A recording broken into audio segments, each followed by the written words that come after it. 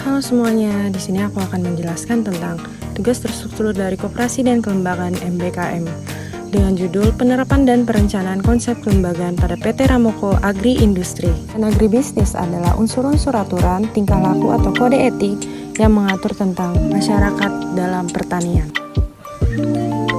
Bentuk-bentuk dari kelembagaan agribisnis pertanian yaitu seperti kelompok tani, gabungan kelompok tani, dan juga kelompok wanita tani. Tempat saya magang yaitu PT Ramoko Agri Industri merupakan perusahaan berbasis pertanian dan perkebunan yang masih menjalankan proses usaha secara mandiri dan pribadi dengan komoditas seperti kopi, jambu, stevia, dan lain-lain.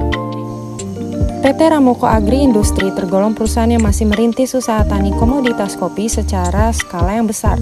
Dalam proses menjalankan usaha, PT Ramoko Agri Industri belum menggait kerjasama dengan kelembagaan desa setempat. Namun, di beberapa tahun yang akan datang, akan dijalankan usaha kerjasama dengan pemerintahan Desa Bunikasi di Kecamatan Warung Kondang.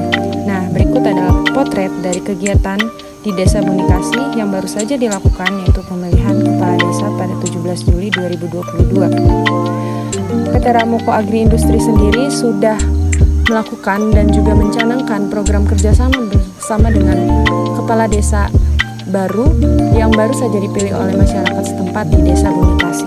Semoga kedepannya kerjasama ini dapat dilaksanakan dan juga memajukan perindustrian dan juga perkebunan kopi yang ada di PT Ramoko Agri Industri. Yang kedua, kelembagaan agribisnis di hulu. Kegiatan subsistem hulu memiliki peranan penting dalam pengembangan sistem agribisnis, terutama pada kegiatan pengadaan sarana produksi. Oleh karena itu, dibutuhkan dukungan lembaga sarana produksi. Lembaga ini merupakan lembaga ekonomi yang bergerak di bidang penyediaan dan penyaluran sarana produksi. Nah, lembaga yang turut ikut serta dalam menyediakan sarana produksi di PT Ramoko Agri Industri itu sendiri mungkin dalam bentuk usaha perdagangan swasta, distributor, atau penyalur saprodi dan juga koperasi.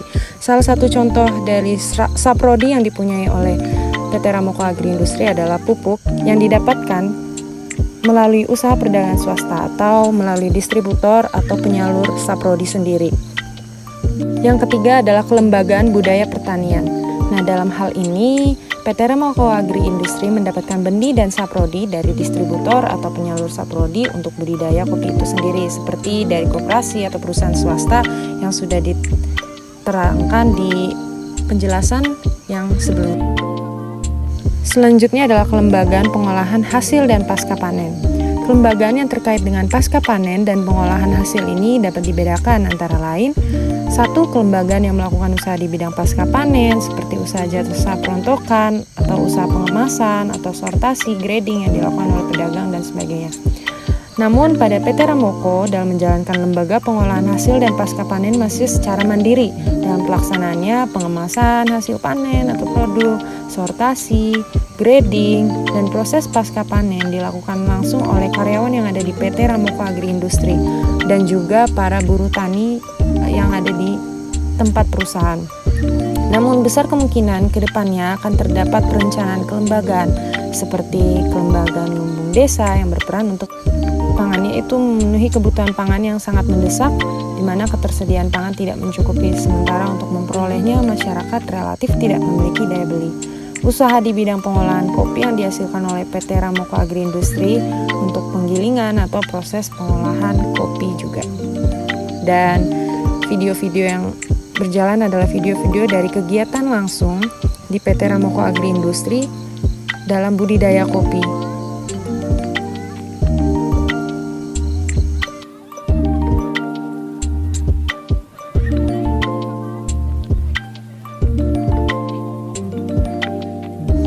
Ini merupakan hasil green bean yang telah dijemur, dan PT Ramoko Agri Industri juga menjual dalam bentuk green bean.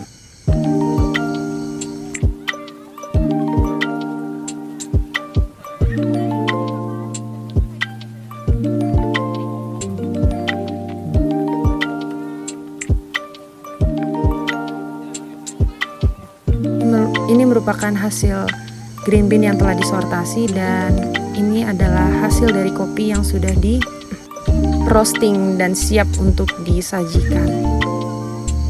Wow. kopinya nikmat sekali ya teman-teman.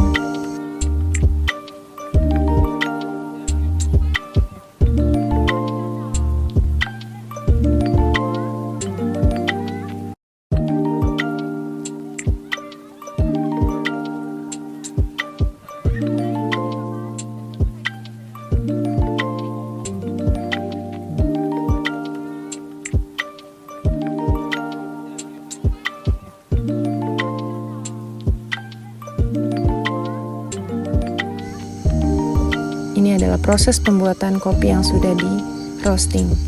Dan terakhir adalah kelembagaan pemasaran hasil pertanian. Kelembagaan pemasaran hasil pertanian yang terdapat pada perusahaan adalah sistem terminal agribisnis, yaitu secara spesifik untuk melayani dan melaksanakan kegiatan distribusi dan pemasaran hasil pertanian, petani atau pelaku usaha pertanian dari sumber produksi langsung kepada tujuan pemasarannya. Nah, di sini contohnya adalah hasil kopinya langsung dijual kepada para pembeli, dan pembeli sendiri yang menentukan